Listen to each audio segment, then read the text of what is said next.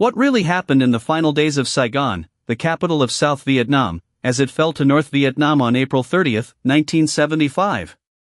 The city's capture marked the end of the Vietnam War, but the events leading up to it are still shrouded in mystery. As the People's Army of Vietnam, PVN, and the Viet Cong (VC) auxiliaries, under the command of General Van Tien Dung, began their final attack on Saigon on April 29, 1975, the city's fate was all but sealed. But what triggered this final assault? As the PVN and VC forces closed in on Saigon, the Army of the Republic of Vietnam, ARVN, commanded by General Nguyen Van Ton, was in disarray. The ARVN had approximately 125,000 troops defending Saigon, but they were no match for the PAM's 15 infantry divisions plus several independent regiments and 3 tank regiments. The city's population swelled to over 250,000 men under arms as ARVN soldiers and refugees entered the city, creating a sense of chaos and desperation.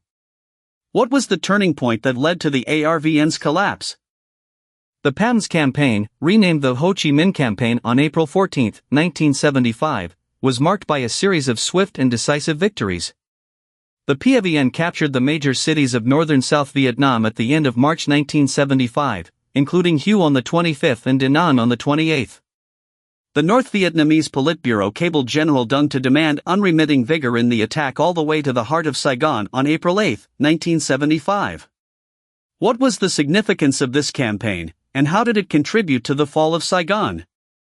As the PAVN closed in on Saigon, the United States launched Operation Frequent Wind, the largest helicopter evacuation in history.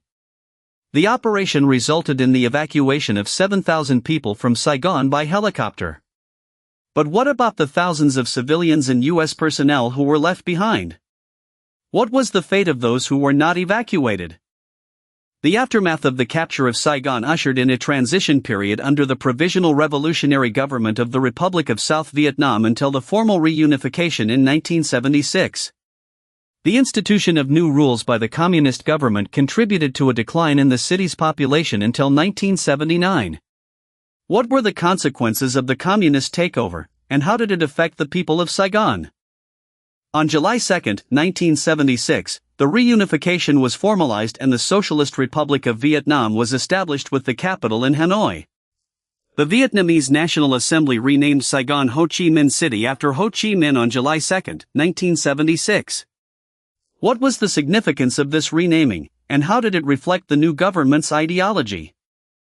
The 1973 Paris Peace Accords called for political reconciliation in South Vietnam and peaceful reunification to end the Vietnam War. However, North Vietnam initially intended to take over the South by force in 1976. What were the circumstances that led to the failure of the Paris Peace Accords, and how did it contribute to the fall of Saigon? The PAM's final attack on Saigon began on April 29, 1975, with the PAVN 3rd Division opening fire around 6 p.m. The PAVN tanks penetrated Baria, but the infantry was unable to keep up. The 1st Airborne Brigade counterattacked and drove them back. What was the significance of this battle, and how did it reflect the PAM's military strategy? As the PAVN closed in on Saigon, President Nguyen Van Thieu resigned on April 21, 1975. The Foreign Minister of the Provisional Revolutionary Government, PRG, indicated, on April 2, that the PRG might negotiate with a Saigon government that did not include Thieu. What were the circumstances that led to Thieu's resignation, and how did it affect the fate of Saigon?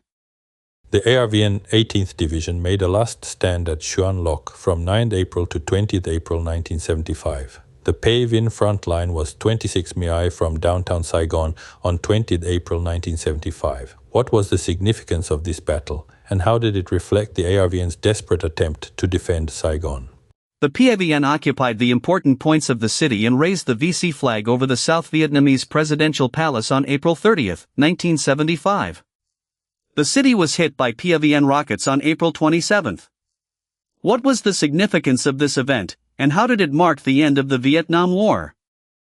The fall of Saigon marked the end of the Vietnam War, but it also raised questions about the legacy of the war and the fate of those who were left behind. What were the long-term consequences of the war, and how did it affect the people of Vietnam and the United States? As we reflect on the events of April 30, 1975, we are reminded of the complexities and challenges of war, and the importance of understanding the past to build a better future.